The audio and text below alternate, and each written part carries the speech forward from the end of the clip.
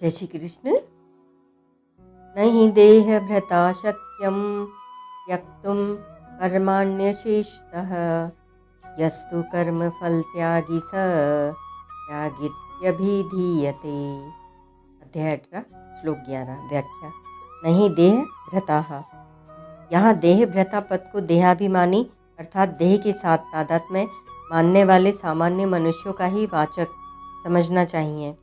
गुणातीत महापुरुष की देह से भी क्रियाएं होती रहती हैं, परंतु देह के साथ तादात्म्य न रहने से उसका न क्रियाओं से कोई संबंध नहीं होता, अर्थात वह उन क्रियाओं का कर्ता नहीं बनता। शक्यम त्यक्तुम कर्माण्य शेषतः, देहधारी अर्थात देह के साथ तादात्म्य रखने वाले मनुष्यों के द्वारा कर्मों का सर्वथा त्याग होना संभव नहीं है, क्योंकि शरीर प्रकृति का कार्य है और प्रकृति स्वतः क्रियाशील है। अतः शरीर के साथ तादात्म्य एकता रखने वाला क्रिया से रहित कैसे हो सकता है। हाँ, यह हो सकता है कि मनुष्य यज्ञ, दान, तप, तीर्थ आदि कर्मों को छोड़ दे, परंतु वह खाना पीना, चलना फिरना, आना जाना, उठना बैठना, सोना जागना आदि आवश्यक शारीरिक क्रियाओं को कैसे छोड़ सकता है। दूसरी बात, भीतर से कर्मों का संबंध जोड़ना ही वास्तव में छोड़ना है। बाहर से संबंध नहीं छोड़ा जा सकता। यदि बाहर से संबंध छोड़ भी दिया जाए तो वह कब तक छूटा रहेगा। जैसे कोई समाधि लगा ले तो उस समय बाहर की क्रियाओं का संबंध छूट जाता है, परंतु समाधि भी एक क्रिया है, एक कर्म है, क्योंकि उसमें प्रकृति जन्य कारण शरीर का संबंध रहता है। इसीलिए समाधि से भी व्युत्थान होता है। कोई भी देहधारी मनुष्य कर्मों का स्वरूप से संबंध विच्छेद नहीं कर सकता। गीता 3 अध्याय का 5वां श्लोक। कर्मों का आरंभ किए बिना निष्कर्मता योग निष्ठा प्राप्त नहीं होती और कर्मों का त्याग करने मात्र से सिद्धि सांख्य निष्ठा भी प्राप्त नहीं होती। गीता 3 अध्याय का 4वां श्लोक। मार्मिक बात, पुरुष चेतन सदा निर्विकार और एक रस रहने वाला है, परंतु प्रकृति विकारी और सदा परिवर्तनशील है। जिसमें अच्छी रीति से क्रियाशीलता हो उसको प्रकृति कहते हैं। प्रकर्षेण करणम भावे ल्यूट इति प्रकृति ही। उस प्रकृति के कार्य शरीर के साथ जब तक पुरुष अपना संबंध तादात्म्य मानता रहेगा तब तक वह कर्मों का सर्वथा त्याग कर ही नहीं सकता।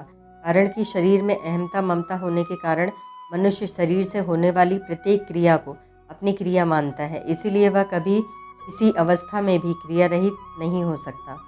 दूसरी बात, केवल पुरुष ने ही प्रकृति के साथ अपना संबंध जोड़ा है, प्रकृति ने पुरुष के साथ संबंध नहीं जोड़ा है।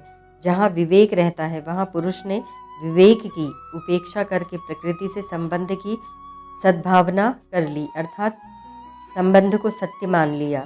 संबंध को सत्य मानने से ही बंधन हुआ है। वह संबंध 2 तरह का होता है, अपने को शरीर मानना और शरीर को अपना मानना। अपने को शरीर मानने से अहमता और शरीर को अपना मानने से ममता होती है। इस अहमता ममता रूप संबंध का घनिष्ठ होना ही देहधारी का स्वरूप है। ऐसा देहधारी मनुष्य कर्मों को सर्वथा नहीं छोड़ सकता। यस्तु, यहाँ तू अव्यय का प्रयोग करने का तात्पर्य है कि जो सामान्य संसारी पुरुष हैं उनकी अपेक्षा कर्मफल का त्याग करने वाला पुरुष श्रेष्ठ है, विलक्षण है। कारण कि उसका उद्देश्य परमात्मा तत्व की प्राप्ति करने का अर्थात अपना कल्याण करने का होता है। कर्म फल त्यागी स त्यागित्य विधीयते। जो किसी भी कर्म और फल के साथ अपना संबंध नहीं रखता वही त्यागी है। जब तक मनुष्य कुशल अकुशल के साथ, अच्छे मंदे के साथ अपना संबंध रखता है तब तक वह त्यागी नहीं है। यह पुरुष जिस प्राकृत क्रिया और पदार्थ को अपना मानता है उसमें उसकी प्रियता हो जाती है। उसी प्रियता का नाम है आसक्ति। यह आसक्ति ही वर्तमान के कर्मों को लेकर कर्मासक्ति और भविष्य में मिलने वाले फल की इच्छा को लेकर फलासक्ति कहलाती है। जब मनुष्य फल त्याग का उद्देश्य बना लेता है तब उसके सब कर्म संसार के हित के लिए होने लगते हैं, अपने लिए नहीं। कारण कि उसको यह बात अच्छी तरह से समझ में आ जाती है कि कर्म करने की सबकी सब सामग्री संसार से मिली है और संसार ही है, अपनी नहीं। इन कर्मों का भी आदि और अंत होता है तथा उनका फल भी उत्पन्न और नष्ट होने वाला होता है, परंतु स्वयं सदा निर्विकार रहता है, न उत्पन्न होता है न नष्ट होता है और न कभी विकृत ही होता है। ऐसा विवेक होने पर फलेच्छा का त्याग सुगमता से हो जाता है। फल का त्याग करने में उस विवेक की मनुष्य में कभी अभिमान भी नहीं आता, क्योंकि कर्म और उसका फल दोनों ही अपने से प्रतिक्षण वियुक्त हो रहे हैं। अतः उनके साथ हमारा संबंध वास्तव में है ही कहाँ। इसीलिए भगवान कहते हैं कि जो कर्मफल का त्यागी है वही त्यागी कहा जाता है। निर्विकार का विकारी कर्मफल के साथ संबंध कभी था नहीं है नहीं, हो सकता नहीं और होने की संभावना भी नहीं है।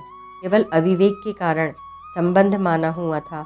उस अविवेक के मिटने से मनुष्य की अभिधा अर्थात उसका नाम त्यागी हो जाता है। स त्यागित्य विधीयते। माने हुए संबंध के विषय में दृष्टांत रूप से एक बात कही जाती है।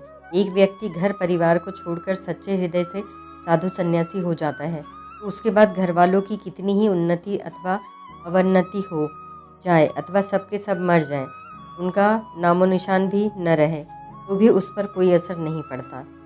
इसमें विचार करें कि उस व्यक्ति का परिवार के साथ जो संबंध था वह दोनों तरफ से माना हुआ था, अर्थात वह परिवार को अपना मानता था और परिवार उसको अपना मानता था। परंतु पुरुष और प्रकृति का संबंध केवल पुरुष की तरफ से माना हुआ है, प्रकृति की तरफ से माना हुआ नहीं।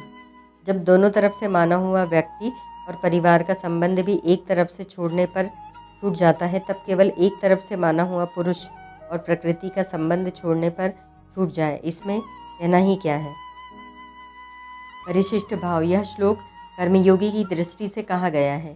कर्मयोग में कर्मफल की इच्छा का त्याग होता है और ज्ञान योग में कर्तव्य अभिमान का त्याग होता है। कर्म फल त्याग का तात्पर्य है कर्मफल की इच्छा का त्याग, कारण कि कर्मफल का त्याग हो ही नहीं सकता। जैसे शरीर भी कर्मफल है, फिर उसका त्याग कैसे होगा।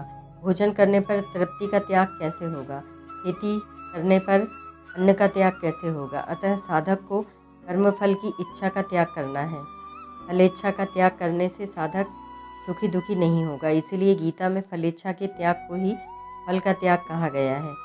बाहर का त्याग वास्तव में त्याग नहीं है, प्रत्युत भीतर का त्याग ही त्याग है। अगर कोई बाहर से त्याग करके एकांत में चला जाए तो भी संसार का बीज शरीर तो उसके साथ है ही। मरने वाले का अपने शरीर सहित सब वस्तुओं का त्याग हो जाता है, पर उससे मुक्ति नहीं होती। अतः हमारी कामना ममता आसक्ति ही बांधने वाले हैं, संसार नहीं। इसलिए अपने लिए कुछ न करने से कर्मों से संबंध विच्छेद हो जाता है। यज्ञायाचरतः कर्म समग्रम प्रविलीयते। गीता 4:23। ओम तत्सत।